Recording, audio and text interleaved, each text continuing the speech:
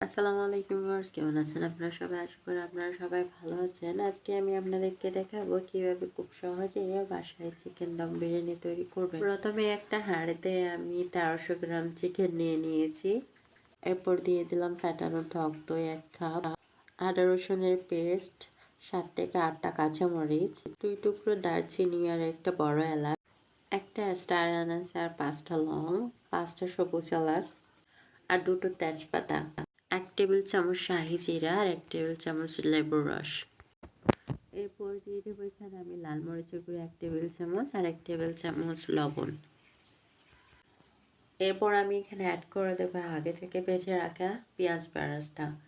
আর আমি কিন্তু এখানে 7টা মাঝারি সাইজের পেঁয়াজকে বেরেস্তা করে নিয়েছি। আর এখানে আমি দিয়ে দিলাম কেওড়া জল 1 টেবিল চামচ আর একটা রাঁধুনি বিরিয়ানি মশলা 1 প্যাকেট। আর আমি এখানে দিয়ে দিলাম আলু, আর আলুগুলো কিন্তু আমি বেছে নিয়েছি। আর দিয়ে দিলাম হচ্ছে 1 কাপ রান্নার রেগুলার তেল। আর এগুলো কিন্তু আলু আর পেঁয়াজ ভাজার যে তেলটা আছে ওটা দিয়ে আমি ভালোভাবে নেড়ে চেড়ে নিয়েছি। আর এখানে আমি ঢাকনা দিয়ে রেখে দেবো 30 মিনিট ম্যারিনেট করার জন্য। আর জাফরান মিল্ক তৈরি করার জন্য আমি 1 কাপ দুধে কিছু জাফরান ভিজিয়ে রেখেছি। আর আমি আরেক সাইডে 400 গ্রাম বাসমতি চাল ভিজিয়ে রেখেছি। আর এদিকে আমি ম্যারিনেট করা চিকেনগুলো রান্না করে নেব। মিডিয়াম টু হাই ফ্লেমে আমি রান্না করে নেব। অন্য আরেকটা হাঁড়িতে আমি নিয়ে নিলাম 9 কাপ পানি।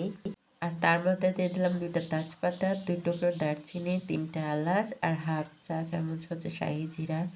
আর তার সাথে দিয়ে দেবো 1 টেবিল চামচ লবণ আর 4টে ভাজা কাঁচামরিচ, 2 টেবিল চামচ সয়াবিন তেল আর আদা ফালি লেবু চেপে দিয়ে দিব। এখন এই পানিটা হচ্ছে ভালো করে বলক তুলে নেব যাতে প্রতিটা ফ্লেভারই পানির সাথে মিশে যায়।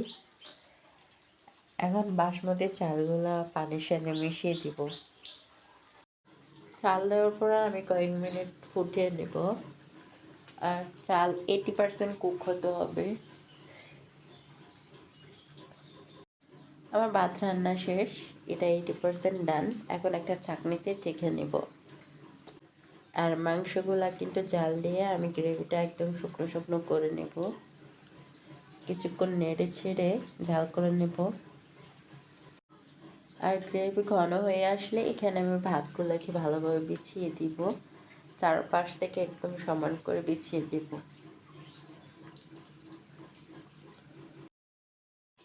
এখন আমি এর উপরে দিয়ে দিলাম পেঁয়াজ বেরেস্তা।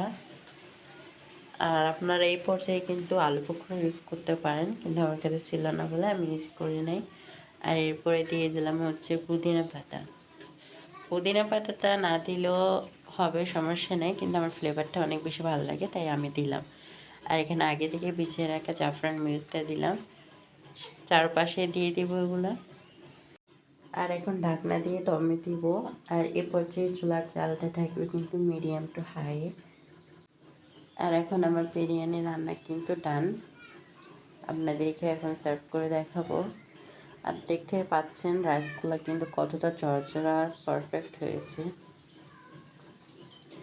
একটা আরেকটার সাথে লেগে নেই। এখন আর রেস্টুরেন্ট যাওয়ার প্রয়োজন নেই, আপনাদের যখন ইচ্ছে তখনই বানিয়ে ফেলতে পারবেন এরকম মজাদার শর্টকাট দম বিরিয়ানি। আমার রেসিপিগুলো আপনাদের কেমন লাগে অবশ্যই কমেন্টের মাধ্যমে জানাবেন। আর আশা করি সবাই আমাকে সাপোর্ট করবেন, আমার পাশে থাকবেন। আল্লাহ হাফেজ।